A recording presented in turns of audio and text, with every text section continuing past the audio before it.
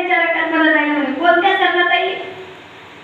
पहिल्यांदा गेल्या वर्षी सुद्धा तुम्ही एकादशीला माझं कीर्तन केलं होतं. हे कीर्तन सुद्धा उद्याचं होतं, पण आपल्या इथं सप्ताह आहे ना उद्यापासून, म्हणून आजचं कीर्तन हे आयोजित केलं. मला संपूर्ण महिला मंडळात तुम्ही त्यांना सहकार्य केलं.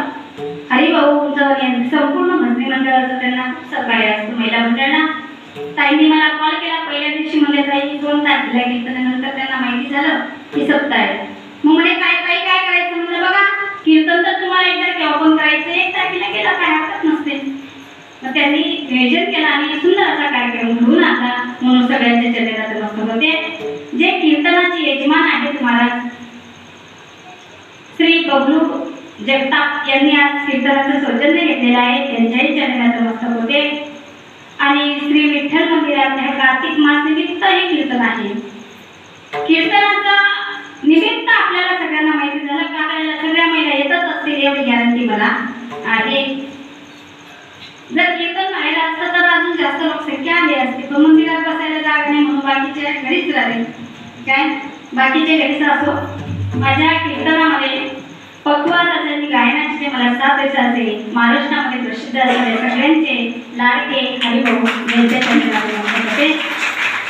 या ठिकाणी मला बालगोपालांची मुक्ताई आणि बालगोपालांचा 3 वेळा टाळ्या वाजवा.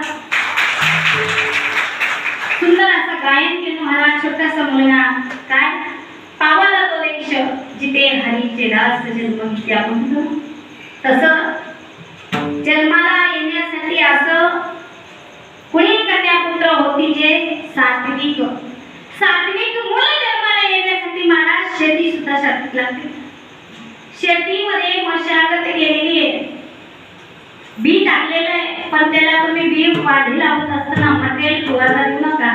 ते कसं होतं येतं त्याला ठीक येतं, पण कसं येतं सडकं सुडकं नास्तिक. तसं नाहीये. संत इथं सुद्धा सांगतात की जमीन आहे ना पवित्र आहे, पवित्रतेमुळे पावन तो देश जिथे हरीचे दास जन्म घेते. आणि या कुळामध्ये जन्माला आले आणि या कुळाचा उद्धार करावा. संतांनी तेच सांगितलं की आपण ज्या कुळामध्ये जन्माला आलो त्याचा तरी उद्धार झाला पाहिजे. म्हणून सुंदर अशी चाल होते. काय नाव करायचं? देवेश महाराज यांच्या चरणात नमस्कार होते. सगळ्या बालगोपाल यांच्या चरणात नमस्कार होते. हरिभक्त म्हणाय शशिकांत महाराज तुमच्या चरणी नतमस्तक होते. हरिभक्त म्हणाय सुरेश भाऊ तुमच्याही चरणी नतमस्तक होते. हरिभक्त म्हणाय काय वक्रे तुम्हाला नाव नाही का? हा एवढा कोपऱ्यात का मस्त तुम्ही तयार आहे का? म्हणून तुम्ही कोपऱ्यात उभे राहिले का? नाव एक का तुम्हाला तुमच्या चरणी नतमस्तक होते. हरिभक्त म्हणाय किरण दादा तुमच्याही चरणी नतमस्तक होते. हरिभक्त म्हणाय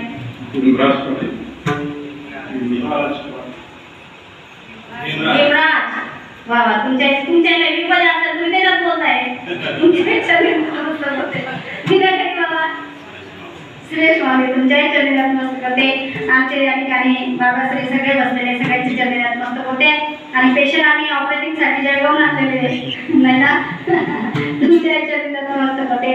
आणि तुम्ही नाटे काय केलं जे कीर्तनाला मंदिरामध्ये हजर आहेत ते बाहेर बसून कीर्तन ऐकताय. ते सरपंच उपसरपंच तंटा मुक्तीचे अध्यक्ष पोलीस पाटील सगळ्यांच्या चरणात मस्तक होऊन कीर्तनाला सुरुवात करते. विठ्ठल